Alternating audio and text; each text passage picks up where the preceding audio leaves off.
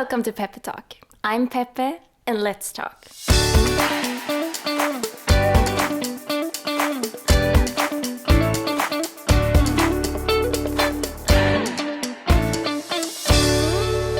Today we're gonna talk about a bit of everything, about moving to Sweden from a country a bit more south than where Sweden are located in Europe, but also about AI and robotics and cultural differences.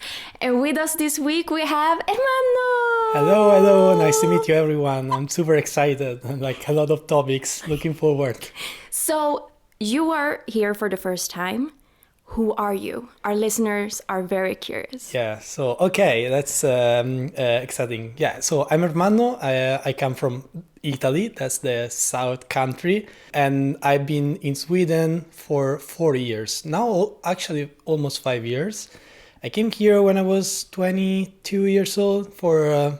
we're gonna talk about it, but basically I came here for work directly, and I'm a computer engineer. I'm specialized in AI and robotics, work here with human-robot interaction. So yeah, that's a bit of me. That's wonderful. So you are working with the future. But yeah. If we go back to Italy, Yes. You are from where in Italy? I'm from Rome. Yes, Yeah. and it's very different compared to Stockholm. It's very different, yes, I would say so. It's like... Was it obvious that you would go to Sweden, or how come it was Stockholm and Sweden and KTH, right? Yeah, so that's actually a very fun story. So what happened is that I was doing my master thesis, and I was almost done, like a bit in advance with all the exams and the thesis. So being a very active person, I was like, looking around to some like experiences that I could have done. And suddenly, I don't know why actually, but it came up with like, I want to go to some Scandinavian countries. And then I looked it up, and I was supposed to go to Finland in the beginning, to Aalto University. But then for some reason that didn't happen. And I was so frustrated that was very close, but I couldn't get it. Then I said, okay, no, now then I need to look around, like, why not Sweden? It's like, Sweden for Italy is a bit like the ideal Scandinavian country. So I started looking around Stockholm and then narrowing down, there is universities that do robotics in Stockholm. There is KTH, which is pretty, famous university. And then I went down to the research group. So I found someone that was probably doing what I wanted to do. So just out of the blue, I still remember the email that I sent to my actual current supervisor.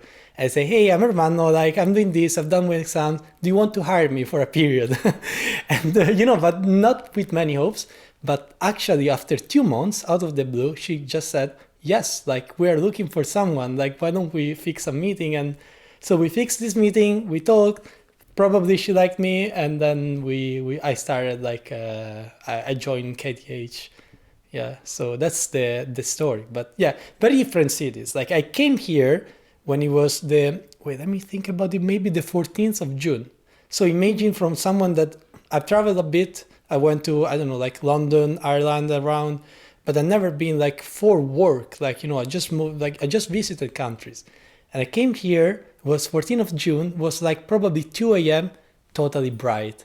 I said, what the fuck is that? It's super deep. So that was actually the first, how is it called in Swedish? Kulturkrockar? Kulturkrock. Oh, yeah. Ja, that was kulturchock also. Okay. Yeah, that was my first one. And coming here, super dark, in the middle of the night. Crazy. And it's the actual perfect period to arrive in Sweden, I think, because what if you would have arrived 14th of December for 2 o'clock in the afternoon? Yes. And it would be pitch dark. And that's exactly the reason for which I've stayed, because I didn't know yet. That is exactly, I came here in June, so I stayed 3 months and a half, June, July, August, and September. It was paradise, And then I worked, I did a good job probably, and then my supervisor mentioned, we have this PhD position in exactly what I wanted to do, which is human-robot interaction. I wanted to mention you. And I said, okay, wait, now it's no longer a fixed period. That could be a change of life. That could be something more important to think about. So I was super happy, but at the same time, I was super nervous because, when you take these kind of decisions, there is a lot of things you consider, like you put into consideration. There is I remember I was with an Italian girl at the time, and then I had many friends, family obviously. So that was and it was crazy because I remember that she gave me a deadline for the application, and I've been till the last day thinking of it, and I missed the deadline. I actually missed it. And she said, oh, so I think you're not interested anymore. And then when you have to decide, then you wrap up everything and said, no, I want to join. Is there any way I can join? And we had to do a slightly longer process, reopen a position that needs to be active for a certain amount of time. But yeah, that was, in the end I decided, and I'm super happy to come here. But what did your friends and family think about this decision? Was it of course he will go and see the world, or was it more no, you're supposed to be here with us? No, luckily they've always been very supportive. In particular, my parents, they kind of knew, they kind of expected, because with the field that I took for university, they were well aware that there is not many opportunities in Italy at the moment. So they eventually knew I would have gone for a period. And of course, they emotionally, they might have been a bit sad, but they always knew this is your path. We're super happy for you. Wherever you're gonna go, they also support me in any ways. I think we're gonna speak about differences. Every other month I receive a package of food from Italy. So I don't know if it's my family, which is maybe too much even sometimes. But the stereotypes of Italian, I'm exactly that. So, so you don't need to describe yourself. We all can just think about an Italian, it's exactly that person. You're speaking of me. So yeah. But what are the typical Italian things that you brought with you to Sweden? Because of course you will not lose your identity just moving, but was it some stereotypical things that you still do that makes you feel closer to home? Strong Italian accent, first of all, that's never gonna disappear. I think I always try to live the life a bit with an Italian perspective, when it comes to friends. Sometimes when it comes to time as well, oh, let's meet at 5. Okay, 5:15 is the same. But I'm trying to improve that. I don't know, when we speak about Italy, I don't want to be patriotic at the moment, but there is a lot of good things that we have. And then when you go outside, you actually value them way more than you do when you're in Italy. So I take it for discounted a lot of things. I took it as discounted a lot of things when I was there. And I realized, shit, they don't have it here. And it was normal. I don't know, from the going outside and eating a pizza and beer for 10, 15 years. I know that's a bit complex at the moment even there, but I grew up like that. And just, spontaneously, oh, let's go out. And this dynamic can change a bit. So but I always try to be that kind of person that propose things in this way, because I think it's in my identity, and I could recognize a lot in other Italian people that I know. Do you think Swedish people are less spontaneous? Okay, so here I really cannot speak to that because I was super lucky. But I consider myself a lucky person, because when I first came here, so again, I came in June 2022, and there was across midsummer. So I spent 1 week here, and then there was this midsummer party. By chances, I met a person in KTH that we were supposed to do, come to a presentation, to get a talk maybe.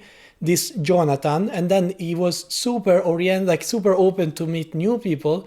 And Jonathan's friend was hosting this big, massive party in midsummer. So he said, "Why don't you guys come?" And I said, "Yeah, I mean, why not? Of course I'm gonna come." And there I met some Swedish people that I consider my best friends here. That from the first moment, despite everything I heard about Swedish culture, yes, they are more close for sure, in general, but those people really helped me a lot through my experience. So if you want to talk with me about how Swedish people are close, I could recognize that, but I would always have a positive, experience because of just what happened to me personally. And I'm still in contact a lot with those people. We hang out. they are probably not the typical Swedish, like when you think of a Swedish person socially. But yeah, I was just lucky probably. But yeah, I mean, just a bit different, but you're also great, right? Like you just do you just do things like slightly differently, but yeah. It makes me very happy that you had this experience, because I know that some people struggle in meeting people from the actual country they have moved to, because it's very easy for example, you maybe to find other Italians in Sweden, or for me, when I was in Milan, I was hanging out to other people who were abroad, because it's very easy to just stick to your normal friends. Would you say that in your personality, being very open has also helped in like getting new friends? I mean, what you're saying is true. Like, it happens a lot in everyone's. Like, I have here in Stockholm a lot of Italian friends. Let's say mostly probably Italian friends.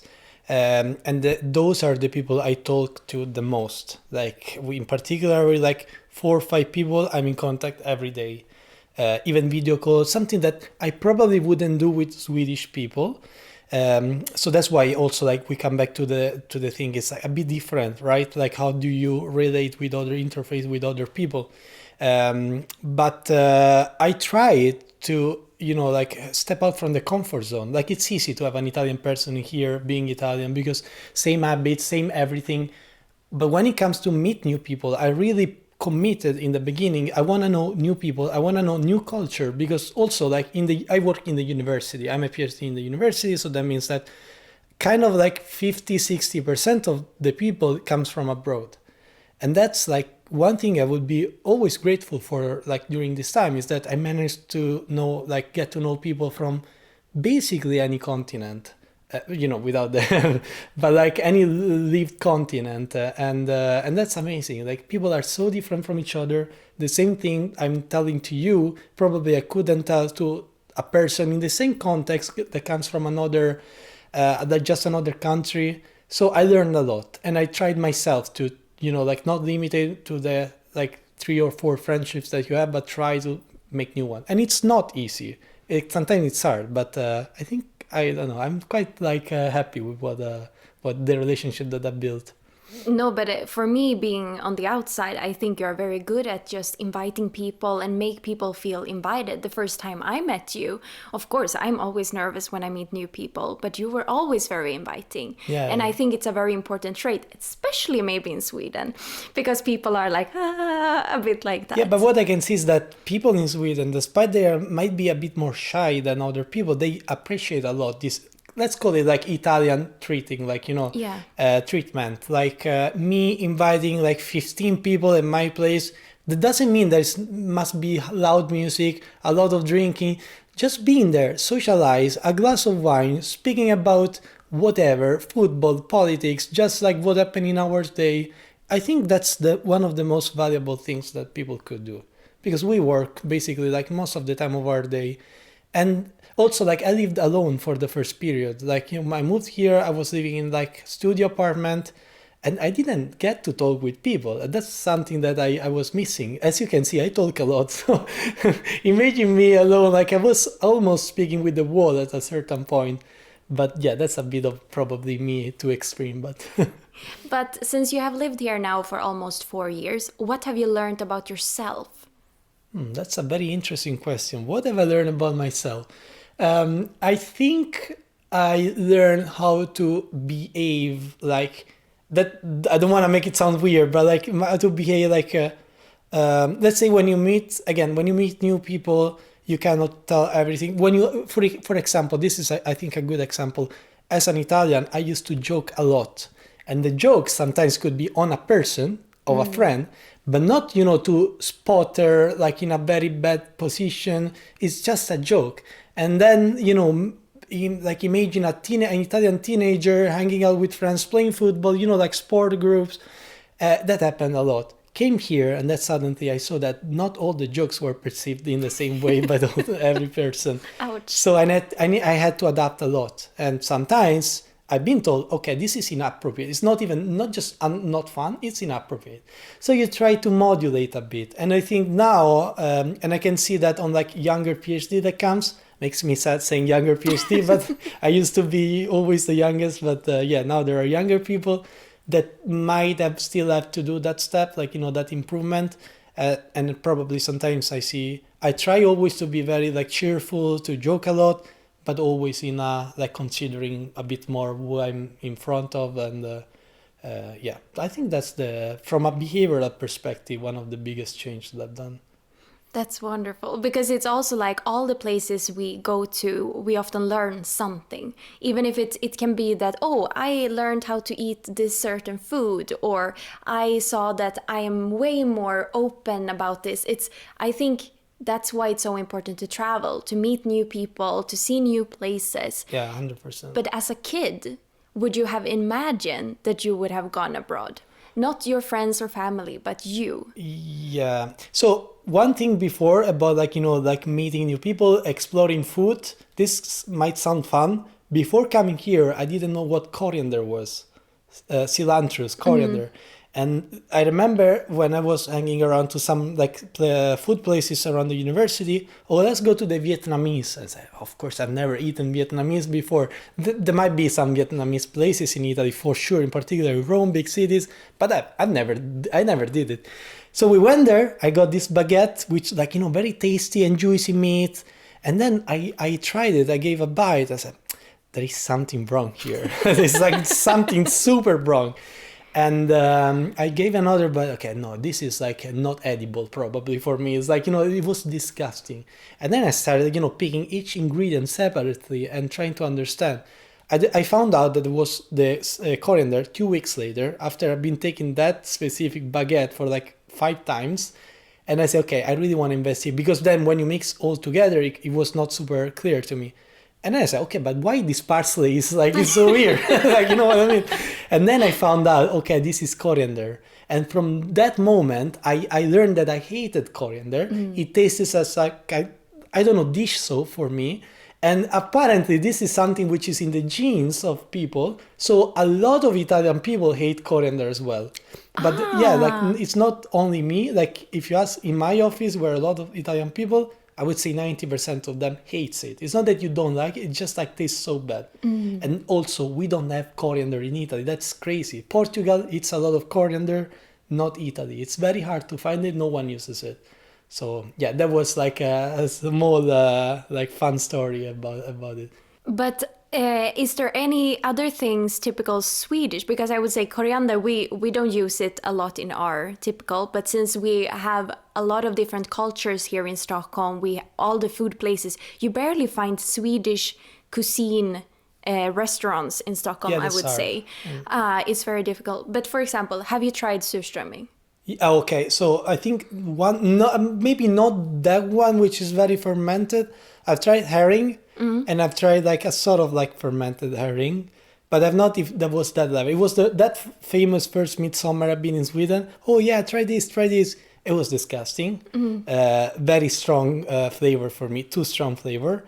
So, but according to what I hear of that must not be the same one, because people almost vomit when they eat it. So yeah, yes. So I'm not sure. I wouldn't say yes confidently. No, I have tried it only once, and I've I'm born and raised here. Okay. So it's also that a lot of Swedish people have never tried surströmming. Okay. Is it that strong? I would say yes. For me, it tasted like a sweaty sock. Oh. So I wouldn't prefer eating a sweaty sock. So no, definitely. I would say I've done it once. It's enough. Yeah. But I can still see how it can be a very specific dish that some people grew up with. I ate with a lot of older people when I tried it. And for them, it was a delicacy. They were like, wow, this is how we did it when I was a kid. Yeah. And, some food memories just become super strong, especially when you get older. But what is the one dish that you are making at home the most that are typical Italian? Or are you a cook? Are you a good cook? Because that's what people think about Italians. Okay. They are the perfect person in the kitchen. I mean, I just told you that I'm the exact stereotype of an Italian. So I must be, right? And as any Italian would say, in particular people from Rome, I make the best carbonara you can taste. That's very standard, and it comes right after, I was about to be a football player. Unfortunately, my knee broke. But I consider myself a pretty good cook, and I make usually Italian dishes at home. Because first of all, I think they are quite easy to do. Let's start from that. Like I try to do some Chinese or like Thai food, and it's harder, I think. And also, secondly, because I know how they are supposed to taste, and I think that's the biggest thing that someone that starts cooking should know. That's why it's also very hard, even if the recipe is very easy. I think it's hard to replicate like dishes from abroad. Because growing up in Italy, I know exactly how that specific kind of pasta with that sauce should taste. Level of salt, like, you know, when you do the sauce when you blend with, like, I don't know, garlic, olive oil, the right proportion. And that's something that you can obviously read somewhere, but knowing how it should taste, I think that makes the difference. But coming back to your question, I think let's say the classic Italian dish that I cook the most at home, which could be my signature dish, it's pollo con I peperoni. That's an Italian word that means pollo, chicken, with pepperoni, peppers. So the peppers are like the red peppers, and that's actually a very nice dish. It's very, very, very good. Oh, wow. Yeah. But do you ever feel like cooking that dish makes you feel closer to home? Or is there specific things you do when you miss home? Because I guess living abroad, there will always come a time when you miss home more. Yeah. How do you deal with that? So I don't know if it's my memory that sometimes fails me, or is because I don't want to remember exactly the recipe, so I have an excuse to always call either my grandma or my dad, and, like, you know, to start discussing on, like, oh, but what was the ingredient that I should have taken there? So every time you know, when you do something so many times that it's impossible that you don't know how to do that. But maybe it's that link that I'm always, like, you know, searching for connection with my family. So yeah, that makes me, feel less less far from Italy probably. But as many other things, like I think Italy in the end, or like just it's like own country, is not just something physical, but it's like emotions that you put in something. Could be an action, could be an object. So for me, sometimes it's cooking, sometimes it's playing football. Like love here now, season is starting again. That's something that also makes me feel less far, because I used to play football for a long time in Italy. So I would say these two are mostly the things. But would you say that going back home, when you go back home, maybe for holidays, back to Rome or Italy itself, is there something you miss about Sweden? Depends what time of the year you ask that question. No, but like if you ask that in June, it's very easy to miss. First of all, the below 40 degrees. That's something that you miss probably. Like summers here, very nice. If you go in a peak summer in Rome, like July, August, it's really too warm sometimes, even for me. In particular, if you're in Rome, luckily, I was lucky enough to not spend any August basically in Rome, in the city, always trying to escape. But that's something that you really miss when it's like, that warm, but it's not super too much. That as soon as you go out, you start sweating, like you need to keep AC all the time on at home. So that's something that probably, like, a bit of nature for sure. I love nature here. I think that's one of the greatest things of Stockholm is the nature. You have city, and then you just go take a walk of 10 minutes. You are in a wood, like, you can pick up mushrooms here. Yes, you are a professional mushroom picker. I love that. Like, I grew up like picking mushrooms in Italy, and but that's something very weird, because like I've took you taking mushrooms. So that's something that like many people wouldn't do. But again, I'm I don't know, I consider myself a giver, and like I'm not jealous of mushroom places, honestly. Also because it's such a common place that anyone could go, honestly. But I think that's the... But it's so fun because, as you know, that Swedish people, they don't talk about politics or tell what they are voting for. They're not telling what they earn, like their salary, and they're not telling where they pick their mushrooms or cantareller. It's very top secret. So just that you invited a big group to do it together. I broke one of the 3 rules. Exactly. But it also shows, because you also taught me something, that there are some mushrooms that Swedish people don't pick. Yes, that is crazy to me, because like Like in Italy, those are the most eaten mushrooms. People wake up at 4 a.m. or probably are already there at 4 a.m. when it's completely dark to try to be the first one in the... So this is totally different. You cannot understand what is mushroom picking in Italy. It's super competitive. And that's why when I go mushroom picking here, I see people that want to go picking mushrooms with like dogs, with children, with like, and I say, okay, this is chill here. I like it. I take advantage of that, and I come out with like 2 full bags. But in Italy, it's crazy. So in Italy, if you go at 5 a.m. and then you find an already parked car in the spot, you start like, calling names of those people, and you start being nervous all the time. Yeah, that's completely different. It's way more competitive. I don't know why, because I think we have plenty of places where to pick mushrooms, but it's such a big thing. Wow. And the mushrooms that you don't pick up, just for your information, guys, they are called coleomp, like coleomp. Coleoansvamp. Exactly. I mean, some people take them, but trust me, I found so many times those mushrooms on the ground. And I said, if I send this picture to an Italian, like a old person, is probably gonna die. Like, like he's gonna have a heart attack because because those are expensive as well at the store. Yeah. I think they're more expensive than Canterelle in Italy. Oh wow. Yeah, because you can dry them. Probably also Chanterelle you can dry, but like those are the dry mushrooms. Like I think after truffle, that's the mushroom, and another one, but it doesn't grow here. But yeah, like this is technical stuff. Get passionate. So. Yeah. Who would have thought an Italian loves picking mushrooms? Yeah, that's pretty common, I think, actually. But I want to talk about your job as well, because AI and robotics, as I said in the beginning, you're working with the future. Has this always been an interest of yours, or how come you ended up in AI and robotics? So that's also, I think, at least for me, it's quite a fun story, because when you had to choose the university, my parents, thank God, gave me a lot of options to choose from, either engineering or a med school. That's the options they gave me. But at least into the engineering field, I could choose basically what I wanted. But I remember that either before the choice was so you have gymnasium, we have 5 years of high school.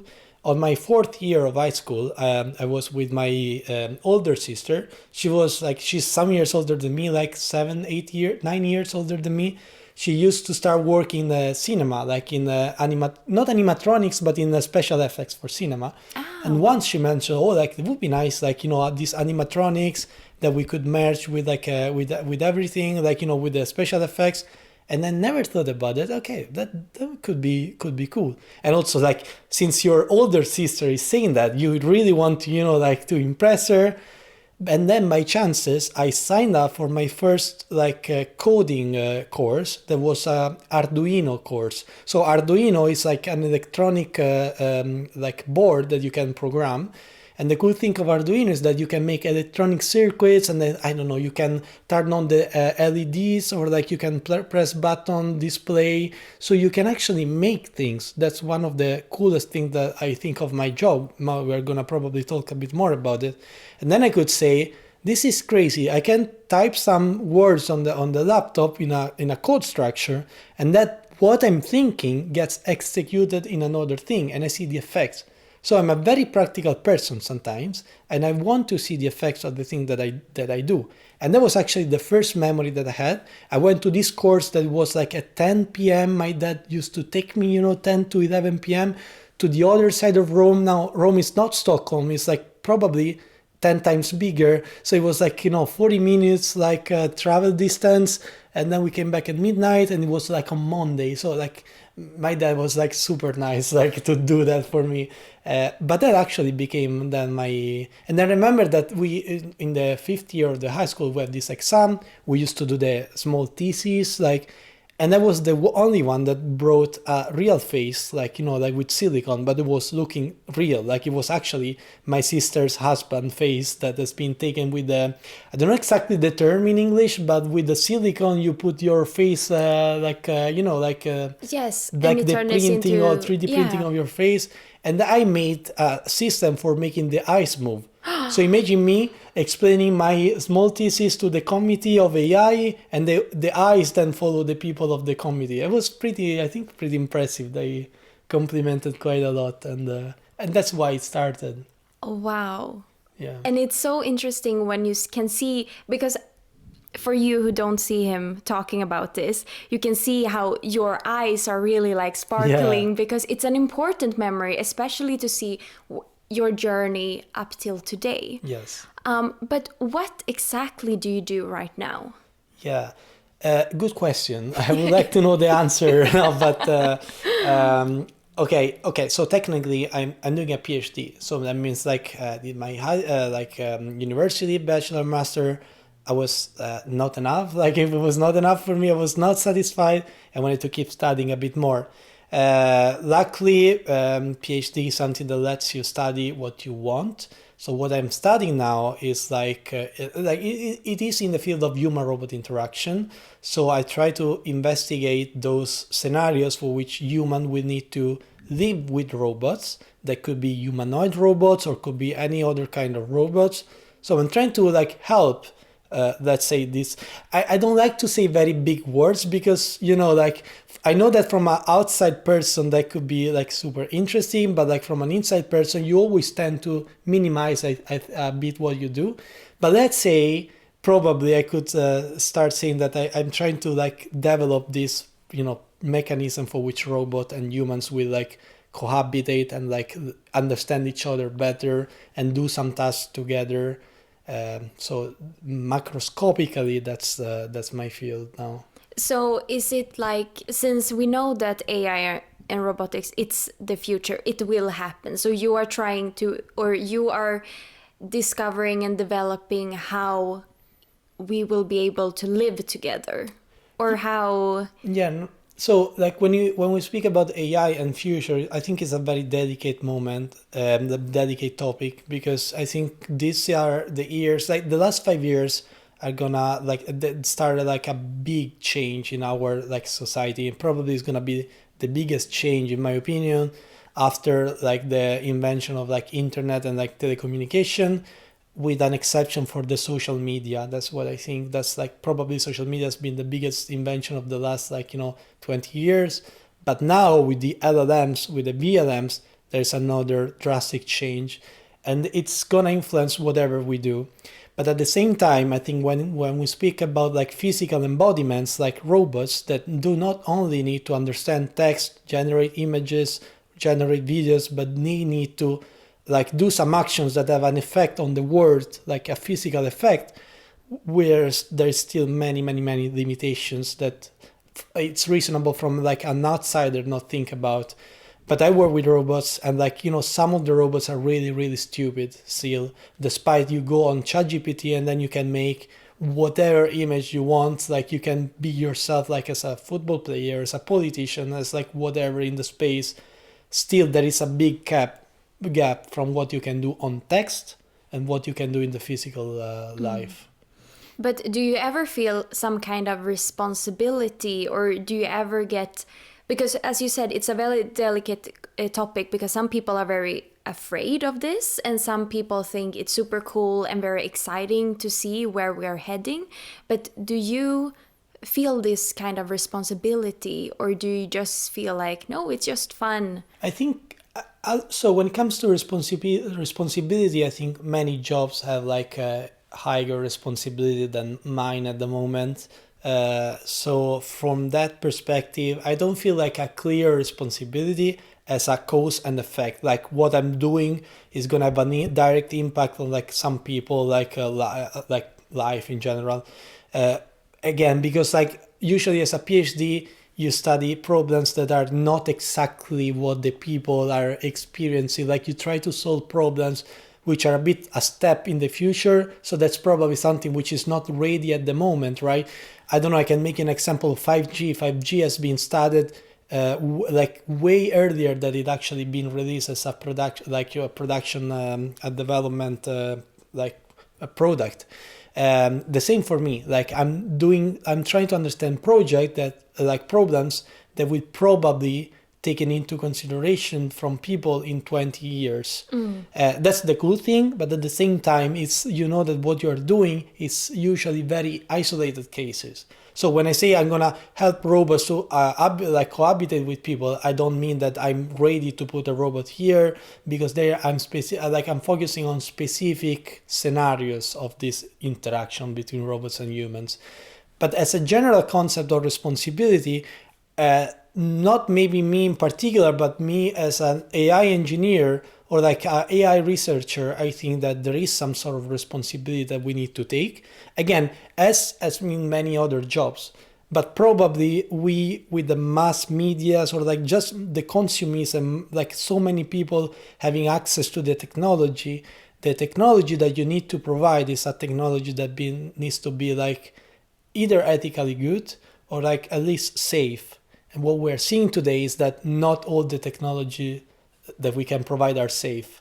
And I think it's very good that you say this thing, that what you're doing right now, you might see the result in many, many years ahead. Because I think, at least for me, sometimes I feel like, oh, it's going so fast. But when it comes to research, it's a lot of time and a lot of people working on the same thing all across the world maybe. But how would you say that research in Sweden is within this topic compared to Italy? Can you see changes? Is Sweden more ahead compared to Italy or other countries? So I think here it's more a matter of opportunities. Like that doesn't come from the researchers or like the research centers themselves, but unfortunately it comes from like a more like political structure. And with politics, I don't mean like single politics, but I mean like as an investment that you do in like research centers, which are mostly universities. So I think one of the most stupid things that the Italian society does, like the Italian government does, any government of course, is that they invest a lot on the students until they cannot produce. That means like basically going to the school, it's free until the end of the university, which is like primary school, secondary school, bachelor's, master's. We also have a mid school. But then, as soon as a person is fully educated and wants to, what we're talking about, trying to make a step ahead and actually producing something for the state as well, because that's like a long-term return, they don't invest it anymore. And that means that salaries are incredibly lower. Working conditions are worse in Italy. And I'm super sad of that, because like at the same working conditions, like besides I'm super happy to have come here and that I would have done probably anyways, I know that there are a lot of people that if they could, they would probably want to stay in Italy. But it's really hard. We have amazing minds in Italy, super like competent professors. But the point is that when you join as a PhD, there is still a bit this stupid culture of like, okay, you need to be a bit like, exploited to then become someone. Which is totally different here. It's not only in Italy, obviously, a lot of countries, even the US, like does it a lot. But that's a bit sad for me, because it's like, why? Why? I'm ready to produce now. I can get European fundings. I can publish papers. I can speak about Sapienza University, which is the university I came from around the world. And you let me go outside to make money, not myself, to bring money to another country. So in that perspective, Sweden is way ahead. There is also in my field a big foundation from the Wallenberg family. Yeah. I'm founded by, it's called WASP program. So it's Wallenberg Autonomous System program. Should remember, probably there is something else in the name, but they basically found a lot of PhDs. They have great connections, networking opportunities. So yeah, Sweden from that perspective, I say unfortunately, because I would like also to be that in Italy, but it's way ahead. Yeah, because it's I have also understood this, that a lot of people leave Italy and then maybe return many years later. But is there anything the Italian government do to make you come back? What will you do after the PhD? Is it still an option to go back to Italy, or is your work forcing you to go somewhere else or stay in Sweden? So starting from the numbers that I don't know the exact numbers, so I'm not gonna tell them, but I know that there is a crazy amount of people that every year leaves Italy, and we're speaking about again like thousands of people. Like there's estimates that like 100 people per day, something like that. So if you want to check it out, it's really crazy the number of people that leave Italy. And that's like one of the most stupid thing again that a country could do, to let go the most educated people, not because I like consider myself better than other people, but it is actually by facts that like I did like 2 degrees of education and then I'm leaving, but yeah, not considering that, I think that there is something that which is called so translating in English would be like the mind comeback, like the comeback of the brain. It's like very weird, literally. Wow. Yes, it's called rientro dei cervelli. That means that if you are like a kind of fully educated person, means like you've done university and like either PhD, there is some even more incentives for that, and then you come back, you commit to stay at least 5 years in Italy. Also, these laws, it's very like changes a lot during governments, because it's also an expense for the Italian government. So if you go back to Italy and then you work to Italy, you have like a tax reduction, like a massive tax reduction for the first 5 years, something like that. And then probably if you have a PhD and then you come back, it could be extended to 8 years if you buy a house, 11 years if you get a kid, something like that. But again, this could be that when people will listen to the podcast, that's already changed. Like maybe not with that frequency, but it's also a law that's been discussed recently, because again, it's an expense for the state, and that's why it's even more stupid. Because again, you let people go and then you need to pay to let them come back because they found better opportunities. And I don't know what I'm gonna do next, honestly. I don't know if it's gonna be Sweden, if it's gonna be Italy again, if it's gonna be somewhere else. I consider myself a person that is very I like to dream a bit about my future, so I would like to consider the opportunities. It's not gonna be a place that is gonna tide me, but it's rather gonna be speaking again of opportunities. If I might see a good opportunities, I would probably take it. Maybe that's exactly what you need to do, like 2026, because the world becomes smaller in the sense that we can travel more, we have more opportunities. Like, just imagine our parents or grandparents. For them, it was never like a choice, maybe, to go abroad even. So I think it's very good that we can exchange information, knowledge, all over the world. And also that you say, like, taking opportunities when they come, it requires courage. Yeah, for sure. Do you all have you all always had the courage, or So, is it scary? well, I mean, sometimes it's scary because you settle yourself after some times, right? Now I have like good roots here in Sweden. I have again you have those connections that sound friends, like girlfriend. You start having this, that you start calling that place home after a while, and then living would be again changing completely lifestyle. Now there are people that are more like prone to do that, and there are people that are a bit more conservative on that. I really don't know at the moment what I would do. But again, I think that my personality is, unfortunately for me sometimes, because it's the courage and it's tough decision. My personality is strong enough to probably would accept another change if that change would result in potential brighter future for me. So I'm not tied in that sense. But also I think Italy has been a country made of people that migrated a lot during the years. It's just that before it was more irreversible choice. We have a lot of people that went to Australia, to the US to follow this so-called American dream, and that stayed there. So that's why we have a lot of Italo-American people, or Italo-Australian people. In France, people went a lot. Here, what I see as an advantage is that it would be easier to come back. I come back kind of frequently for visiting my family, my friends, and also it's not irreversible anymore. That's very nice in Yeah. that sense. If that's what you want, it's always what life takes you. But what would you say for people that might want to go abroad, take an opportunity like you did, or just go to Sweden? What do they need to know about Sweden or Swedish people as coming from abroad?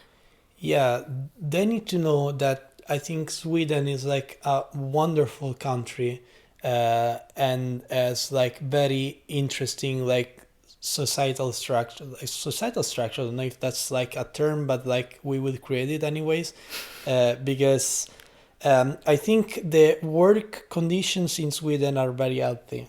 The work condition that I found. So again, like I couldn't speak for many workplaces because I've only seen mostly the university and the research workplaces. But for example, PhD here is seen as a work. PhD in Italy is not seen as a work; it's a scholarship. That means that you don't have like work benefits. You don't have probably even like vacation days. While here, like I feel myself as I'm working. And in Italy, I would feel myself as like I'm fully studying, still dependent on my parents. That's also why, like they say people in Italy live with their parents up like until 40 years old. And that's like, why they do that. Yeah, for sure they might be lazy, but there is also some organization that is lacking, opportunities. If you go to live outside in Italy, it's because you're working already. Here, the government gives the money to the Swedish teenagers to go to university. This is something which is amazing. We don't have that in Italy. You need to have the money if you want to go to the university. So it's not exactly like that because again, like luckily universities are free. But what I mean is that you don't get any money by going to the university. You do an investment yourself because you're spending time in the university. And from that perspective, it's like sad from a perspective, but probably we have more responsibility when we don't take so much time. We try to like minimize the time as much as possible because we live with our parents. And after a while, they will start saying eventually, okay, like it's been a while. What are you doing? Probably they wouldn't say, but someone does. But would you say, because that's also one thing that I learned, because as you said, we in Sweden, we are very independent, and a lot of people move out from their home pretty early, and often when they go studying in another city because it's available for people. Would you say that that makes Swedish people different as people compared to the Italians? Like, do you see some traits with this independency that becomes like too much maybe? So this is one of my favorite discussion topics when I speak with Swedish people, because we spend sometimes even hours discussing about it. Because I might have like a bit controversial opinion on that, and I think that the biggest reason for which Swedish people they go outside. So let's say the biggest reason for which the Italian people stay with their parents is not because they are lazy and too attached to the family. Because I'm sure if any Italian teenager at 19, 20 years old, let's say 23, 24, which is still like usually you live with your parents, if to that person would have given the possibility to go like somewhere like like these apartments that you get by queuing, or like some student apartments something that we don't even know what is that in Italy. I think they would do that like 100% of the times. Now the problem is that like the salaries in Italy are quite lower compared to Sweden, and the rents are still not as the same, but they're still quite high, in particular in Rome. So you don't have possibility to do that, and that's why like if you spend 50 years 70 years with this perspective, then it is going to influence the culture and it's going to be seen as a cultural difference. So what I think is that Italian families are more attached to their kids than Swedish families are. That's my perspective, but I would say I'm quite quite sure of that. But it's also like it's not just cultural, it's also like a possibility and opportunities perspective that we don't have. No, and I think it's very true that some things we cannot just change because it's been rooted for such a long time. And I think it's very cool to just see that we are different and we maybe stay with our parents for long. Like, I could also probably stay with my parents for long, but for me, it's not the norm. Yeah. I think here it would be a bigger difference if you would stay with your parents till you were 35 than in Italy, because it's the norm to move out early. But what if you are the Swedish person that doesn't want to move out early, or you need to return at home? It's always interesting to see what the norm does and how we break the norms in that sense, and if we are able to break the norms. Yeah, no, that makes sense. Again, I think these norms are driven by what people can actually do and what people cannot do. If you ask me, would you like that your kid is gonna, I don't know, move away, move out from your apartment at 18 years old? I would say I'm not sure. Honestly, I would say I'm not sure, because for me, as a future like parent, the most important thing is that the future of my son is gonna be, like, as good as possible. I would like my son to have at least the same like lifestyle that I had. And to do that, I think being a parent is also a responsibility to grow the kid when it's already 18 years old, like from the 18 years old to the time that it's gonna work. So given that said, for me, it's not the age that makes a person independent, but it's like the status. Like, is he like employed? It's not just about being employed as well. Is he doing the work that he's always dreamed for? Because that, I would like that for my kid. And if I don't have that yet, I wouldn't let him go just because the norms, like it's common to like, because then like, yeah, Swedish government helps a lot. Like, queuing houses, student loan if you want to live.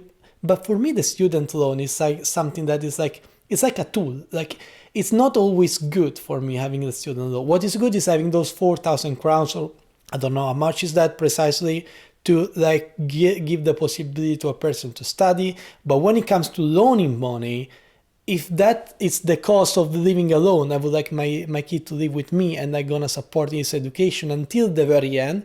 So then one day this kid could probably tell me, thank you for supporting me that long, longer than the norms that you gave me the opportunity to actually spend time, like also time for himself. Because I'm always like, I would be always grateful to my parents.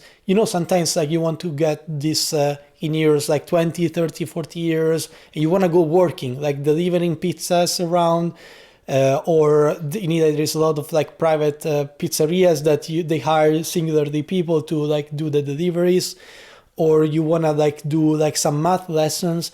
I used to give them, but very few, because my parents always told me, how much is that you need like for going out? 20, 30, 40 years, we give them to you. You don't go to work, you hang out with your friends instead. But what is important for us is that during the week, like, you are focused on your goals.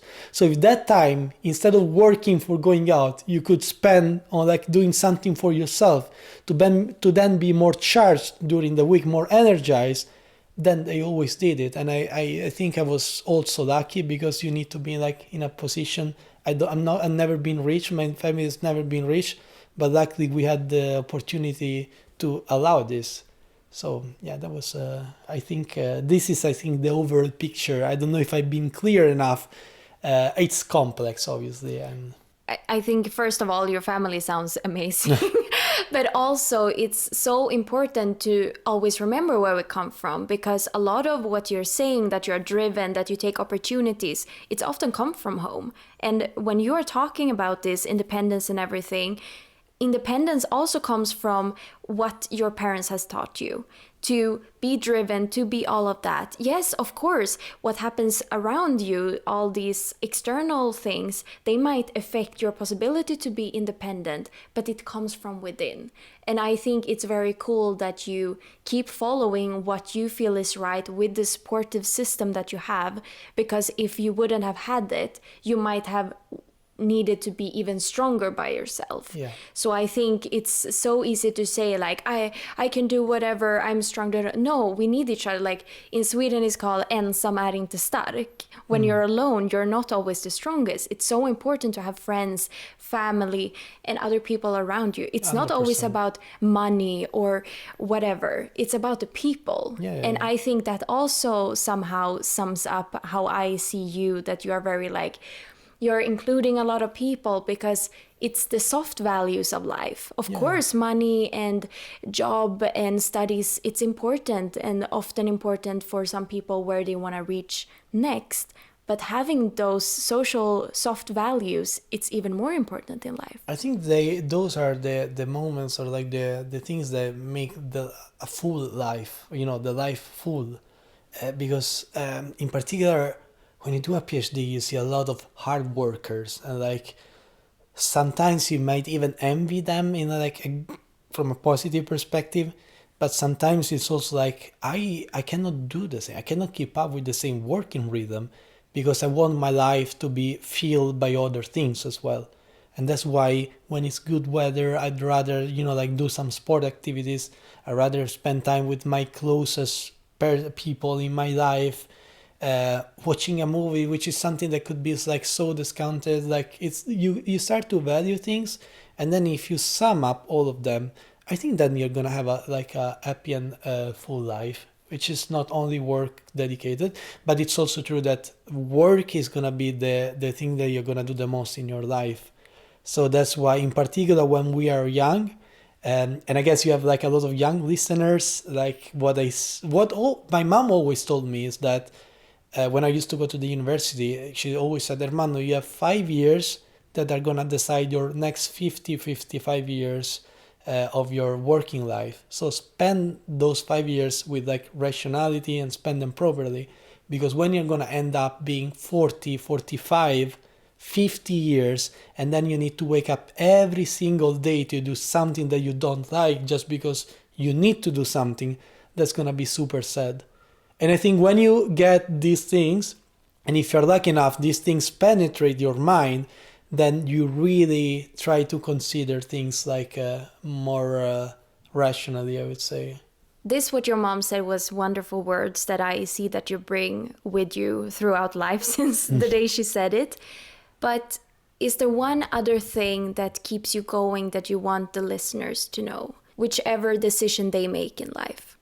I think it's they should be brave in what, like we've been speaking before about courage. I think they should be like courage, like brave to make hard decisions, to decide on hard things, because it's very easy to decide something small, but when it comes to decide a change of life, a change of apartment, a change of like some either relationship, whatever they have, they should never be stuck because it's a comfort zone. They should be try to imagine what's gonna make them happy, like the happiest. Maybe it's not in one day, maybe it's not in 1 month. Sometimes it's like in 10 years. And that's also like, I think, some basement of like intuition. People can have better intuition. Sometimes life is such a roller coaster. It's not linear, luckily. That's the beauty of life. And maybe if I had been in Italy now, like I would be, I don't know, like prime minister, who knows, right? But that based on my intuition, I felt that in 2022, this would have been the thing that would have made me happy. And I'm so happy to say I have no regrets. And that's the thing that has been tormenting me during that time. It's like, I don't know if I want to go, but what if in 5 years I'm going to have regrets? I'm going to have a life that is like pretty stable, not giving me adrenaline like this life is giving me. And yeah, I think that's like, try to think of something that is not gonna give you regrets, and then in 50 years, wherever you are, with some people that you just met, or like with some oldest friends, you're gonna talk about, I made it, or like I did it, or I chose that, and I've been the happiest person. I'm so happy that I did it. Wow. Yeah, I think Thank you so much for sharing your story. of course. It's wonderful, and I also think it inspires a lot and gives hope, because some days we all have those bad days, but just listening to what you said here, finally, more of that in life for sure. No regrets. It's Exactly, like that never. we'll tattoo on our Exactly. shoulders. Yeah. But thank you so much for being at PeppeTalk. Thank you for listening that much. And for everyone listening, we are back with another episode next Wednesday. And until then, take care. Bye. Bye bye. Ciao.